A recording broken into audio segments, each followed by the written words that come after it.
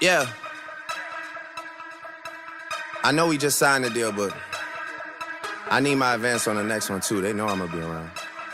Yeah. I need it. Metro Boomin want some more. Cause I got a really big team, and they need some really big rings. They need some really nice things. Better be coming with no strings. Better be coming with no strings. We need some really nice things. We need some really big rings. I got a really big team. I got a really big team. Basketball is a sport played by two teams of 5 players. The objective is to shoot a ball through a hoop mounted at each end of the court. A team can score by shooting the ball through the basket being defended by the opposing team during play. The ball can be advanced on the court by throwing it to a teammate or by bouncing it while walking or running. The team with the most points at the end of the game wins. There are many techniques needed for the game of basketball: shooting, passing, dribbling, and defensive sliding. To be able to complete these techniques, you will also need the respiratory, muscular, as well as the nervous system. We will talk about these shortly. Basketball requires fierce respiratory output to maintain stamina. It is vital for the body to receive sufficient oxygen for the muscles to perform well on the court. This system is composed of the nasal passage, pharynx, larynx, trachea, lungs, bronchi, and alveolar sacs. These structures work together to bring oxygen to the body. To shoot the ball, the upper and lower body work simultaneously. The proper shooting stance requires you to locate your target with the visual cortex by slightly ascending the cervical region using your semispinalis capitis and cervicis, splenius capitis and cervicis, rectus capitis posterior, minor and major, as well as the obliquus capitis superior and inferior.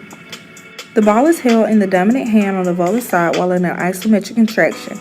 The shoulder is flexed to approximately 85 degrees. The elbow is flexed to a 90-degree angle and forearm fully pronated by the pronator teres and the pronator quadratus. The wrist is fully extended with digits abducted and slightly flexed at the PIP joint.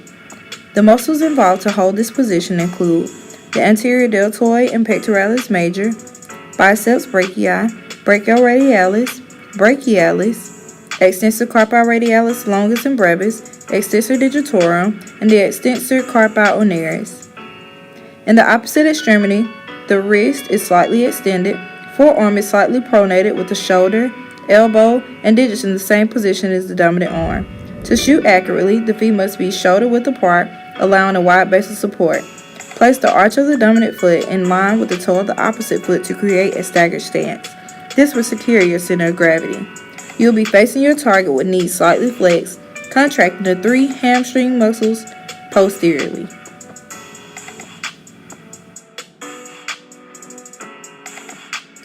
In releasing the ball, the flexed trunk and knees will now extend and the ball is slowly raised above the head. As the ball is being raised, the ankles will plantar flex, initiating flexion of the gastrocnemius, soleus, and plantaris muscles. The knees will then fully extend and the quadriceps muscle group will contract. The wrists, the arms, and the trunk will be in a straight line perpendicular to the floor. Using a third-class lever, the ball will be released into the air towards the goal. After the ball has left the hand, in the shooting arm, the elbow should reach full extension by the triceps brachii, the wrist should be fully flexed by flexor carpi radialis, digits will be adducted, and MCP joints will flex.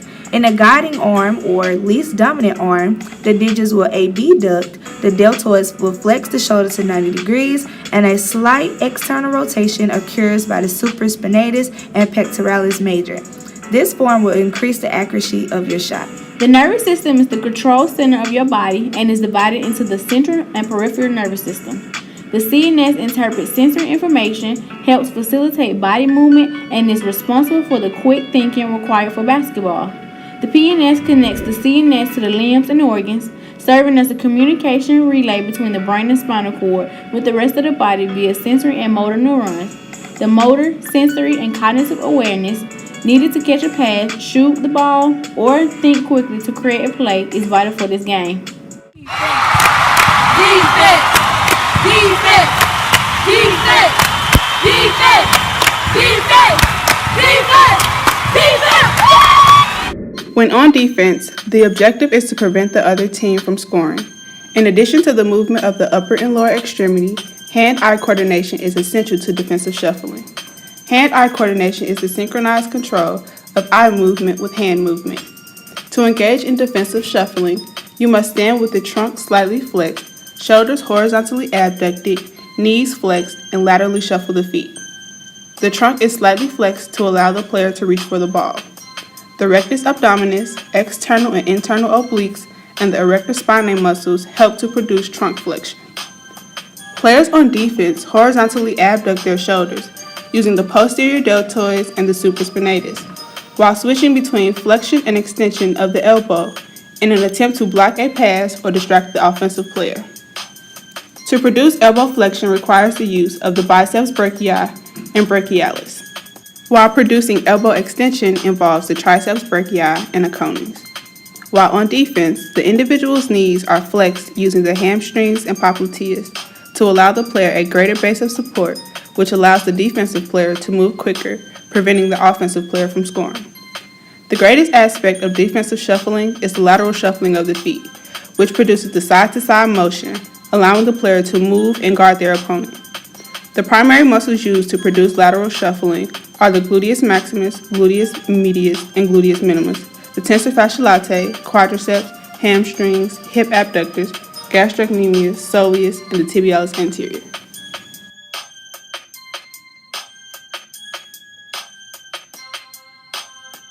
Ankle sprains are the most common injuries in basketball. They occur when the tibiofibular ligament in the ankle tears or stretches. Rest, ice, compression, and elevation, or the Rice method, decreases pain and inflammation and allows quick recovery so that players can get back on the court. When completing a chest pass, the trunk is slightly flexed. Bilaterally, the shoulder is abducted with the elbow flexed. The wrist is extended with PIP slightly flexed while holding the ball at chest level. The muscles used for upper extremity passing include the pectoralis major, anterior deltoid, biceps brachii, brachioradialis, and brachialis. Upon release, the elbow extends and the wrist flexes to push the ball forward using the triceps brachii and the flexors of the wrist. Although most of the muscles used while making a successful chest pass are from the upper extremities, the force comes from within the legs. Before passing the ball, you must flex your hip, knees, and ankle and take one step forward. While stepping into the pass, you will give it more force, allowing the ball to go further. The muscles used to complete this motion include the posterior compartment of the hamstrings, quadriceps, gastrocnemius, and soleus. Huddle up, y'all. Huddle up. Taisha, you got to suck it up, okay? We got 30 seconds left on the clock. Now, Taisha, I need you to get that ball to Jasmine. You with me, Jasmine? All right, now I need you to set that down screen for Tar. Now, Tar, I need you to swing that ball to the other side of the court to Ricky. Now, Ricky, this is going to be a big move from you, okay? I need you to drive that ball hard to the goal, and if they cut you off, get that ball to Alicia. Now, Alicia, it's on you. It's on me, okay? Let's do this. Let's do this. We got it. Y'all ready? Leave it all on the court, ladies. All right. OT on 3. 1, 2, 3. OT! Dribbling engages multiple muscle groups across your body. When dribbling, muscles in your shoulder, forearm, and wrist are responsible for the pumping motion that pushes the ball to the ground. Your deltoids, triceps, biceps, and forearm muscles must lengthen and shorten to correctly and efficiently dribble the ball. When dribbling, the deltoid and supraspinatus contract to slightly abduct the shoulder. Your forearm is pronated by the pronator teres and quadratus, while constantly alternating between flexion and extension of the elbow and digits are extended. The palmaris longus, flexor carpi radialis, and ulnaris flexes the wrist with PIP slightly flexed to dribble correctly. To advance down the court, you are dribbling and running simultaneously, which uses all of the muscles in your lower extremities as well as muscles of the abdomen. Your feet are in a constant motion of dorsiflexion and plantar flexion. The continual flexion and extension motion of your lower extremities requires the use of the gluteals, hamstrings, quadriceps, as well as the muscles involved in dorsi and plantar flexion. The body is supported and balanced by the abdomen muscles, rectus abdominis, and the internal and external obliques. Jumping out the gym, jumping out the gym. No Clyde Drexler money, jumping out the gym, jumping out the gym.